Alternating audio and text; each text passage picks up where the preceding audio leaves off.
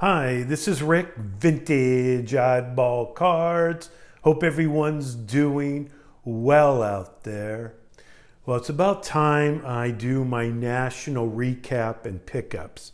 Cleveland 2024. I had a great time. I had great hosts. Eric Fourleaf basically put this together. We had like 11 guys at a house. Massive house. We had a great time. He bought all the food, all the extras, and whatever. He took care of us, and also want to thank Scott Reindeer Studios for being the chauffeur, buying the meat, but chauffeuring us all around, back and forth, airport, the show, and everything else. And can't thank him enough. And all my roommates, we had just a great time, fantastic time, and hope to do this again with all these guys. Maybe Strongsville coming up here, and I guess in April. But Cleveland, I had really no issue because I didn't drive. I had a chauffeur. I had a place to stay, and plenty of vintage, plenty of pre-war. Really liked inside the venue. Easy to get around. There's a lot of people, but the aisles were pretty wide. Just had a great time. What can I tell you? And I picked up some really cool cards. I want to thank, first off, everyone that purchased a card from me or a photo. It helped me pick up these items I'm going to show you. And also all the gifts I received, from photos to shirts to programs to cards.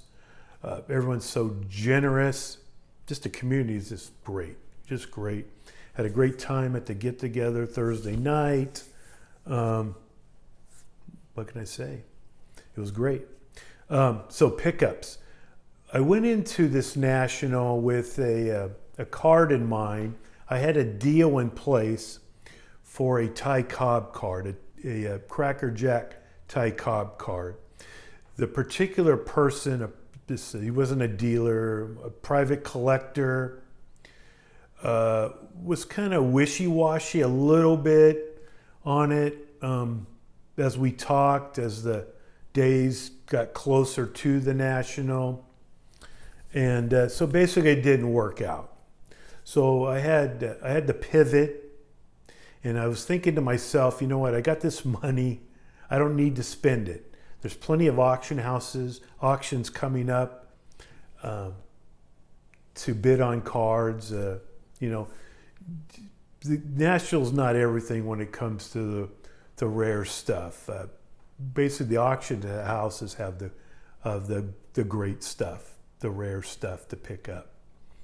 So I'm just more going for, I wouldn't go to the National if it was just me. I didn't know anyone. I wouldn't go. I wouldn't fly across the country just to look at some cards, which I can look at and purchase at the auction houses. So, but let me get to the things I purchased. First off, as you can see here, this particular picture is in my office, and I think this might be Ty Cobb's best card when it comes to just the image, the color, and everything about this card is fantastic. I think probably for me, over his T206 red or green, or even his Cracker Jack card. Just a beautiful, beautiful card. Now, it's not as popular as his T206 cards or his Cracker Jack card. And probably the reason is this particular issue, the T227, it's called the Series of Champions. It was a multi-sport set. You had wrestling and golf and whatever else. There's only 4 baseball players in the set. You have the Cobb, you have the Bender, you have the Marquardt, and you have the Home Run Baker. Just the 4 baseball players. So I think probably the main reason why this particular issue is not as popular of some of his other Ty Cobb cards. Let me show you the card now. It's 1912 Miners Extra Cobb. And what can I say? This is just fantastic. Definitely 10 times rarer than his let's say his red Cobb. 10 times rare. They're out there. I think the Pop Report total on all grading companies probably a couple hundred. But the problem is with these particular cards, the T227, these were placed directly in the tobacco pouches. Directly in the tobacco pouch. So a lot of them have tobacco stains. The corners are messed up. It's tough. I think the PSA, when I looked at their Pop Report, I'd say 90% of them are of grade of under 2. Okay, there's a few. I think the highest grade is like a 5 on this. So my main thing with this particular card was not the grade, but the actual image. I mean, look at this thing. The color, the registration is just off the charts. Now, walking to this table to take a second look at it, this dealer's table, I saw Eric, those back pages. So I waved him over. Hey, Eric, can you help me out? Because my eyes are like wide open. I want this card. Can you take, and I totally respect Eric's opinion. So can you take a look at this card and let me know if I'm crazy? And he gave me basically the thumbs up. And it does have a couple issues. One would be it has a pinhole here, definitely miscut or off center. But to me, I don't even look at that. I'm looking at this right here, and I'm just so happy to pick this one up. On the back here, you'll see what it looks like. There's these are put in 2 different tobacco pouches. One would be the Miners Extra, which is this, and the other one being the Honest Long Cut. It says 25 designs. There's only 24 different cards ever found. The 25th card, some speculate it might be a Wagner, because these are called a series of champions. So if you have home run champions like Home Run Baker, batting champions, and I believe in 1911, was produced in 1912. Wagner won the batting championship. So maybe it's his card, but we'll probably never know. But this looks good together right here. All right, so that was one of the big boy cards. So another dealer had these 2 cards here. And this is a 1928 Tabacalera. I'm probably mispronouncing it. They're from El Salvador. 1928 now. El Salvador is producing cards. And I'm just not going to waste any more time. This is what it is right here. And it's obviously Babe Ruth. It's an actual small photo. And this is a multi-sport set. Again, I think like 200 different cards. Only 15 baseball-themed cards. So you would have team cards. You would have action shots. You have players together. And this one here is one of the most popular. Now the Pop Report on this is under 6. I didn't know these actually existed until about 3 years ago. I saw and I don't know what it was, on the internet or somewhere, and I said, I got to have at least one of these cards. Okay. On the back here, you see a little advertisement. You see Babe Ruth up here, and this basically says a gift from the tobacco company to our champion consumers.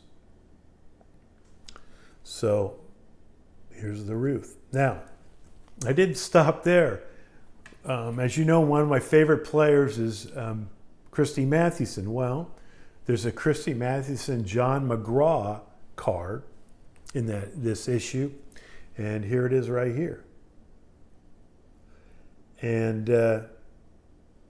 this photo is the 1913 World Series. It's a home, either game 1, 3, or 5, and a 2.5. I mean, just unbelievable. Back here, you'll see again what it looks like. I've seen a few of these now at auction houses. About 6 months ago, I saw one in an auction house, and I think it sold for so much money. Anyone that had these cars is putting them out for sale because they're very, very scarce. Like I said, the Mathewson here, McGraw, is, I believe, total all grain companies is like 3 or 4. So there's not that many out here. And as you can imagine, El Salvador in 1928 to make it to the US of A in any kind of condition is incredible in itself. So I got those two. Now, I didn't stop. Hey, El Salvador, why don't I show you another card from El Salvador, a different issue. And this is a 1930 Fabrica Morazan. I probably butchered it here. But if you didn't read this and read this up here, you would have no idea who this player is, but it's actually Grover Alexander batting. Yes, Grover Alexander batting. There's multi-sport set. Only 2 baseball players. You have Alexander and you have Babe Ruth. Now, Ruth is actually not batting. He's actually pitching. But when he throws whatever he's throwing, it's the size of a watermelon or a rugby ball he's throwing, which is really crazy. So you have, again, Grover Alexander batting, Ruth in 1930 pitching. So it really doesn't make any sense. We'll probably not know the reason why for it. Back here, basically says again, a gift from the Marzan factory. So got this one. I think this one might be the highest graded. The only few I've ever seen of these. There's a bunch of holes in them. Insect eating the cardboard. So that's that. And again, I didn't stop there. I picked up a 1930 Bagare chocolate Ruth card. Yeah, 1930. And it was a 90 card set, many photos, and from Cuba, all baseball. I think the Ruths, I've seen other, players, Gabby Hartnett. Actually, I just sold to Gabby Hartnett. But I don't see Ruth too often, just probably in people's collections. But these were placed in 2 caramel chocolates and the card in a package. And they were meant to be placed in an album. As you can see here on the back, it says chocolate Bagare most popular. If you can read that. And it has some glue marks and stuff. So these were supposed to be placed in an album that was provided by the company. So I thought this was very cool. And then lastly, the last item I picked up on the last day is kind of cool. It's I've never seen one actually graded. This is graded a 3. And it basically, here it is right here. It's a tag, a souvenir. On the back here it says Christy Matthews benefit July 7th, 1926. It was a benefit game. 3-inning memorial benefit in the Polo Grounds. It says not valid for admission to the game. And then in the little hole here, you would have a string attached to it, I guess to put around your wrist. In the back, you'll see what it looks like here. I have another one that's not graded. These are basically reprinted, counterfeited, or whatever. I have one. I'm not sure if it's totally legit or not. Heck, I'm not even sure if this is totally legit, to be honest with you. But here it is right here. So I thought this was a really cool item since I collect Christy Mathewson. So those are my pickups. Now, I'm going to have I have a big boy card coming up in the mail next week or so here. I need to sell some more stuff. I'm at the point now, I have so many cards that, I just need to kind of even things out a little bit. So what I purchased, I need to sell some stuff to pay for this. So look for my next video, some cards I'm going to be selling. But thanks for watching. It's 16 minutes here. Again, the hobby, the YouTube community has been fantastic to me. And, what can I say? I just had a great time. I always have a great time hanging with my friends. So, hey, this is Rick, Vintage Oddball Cards. Bye.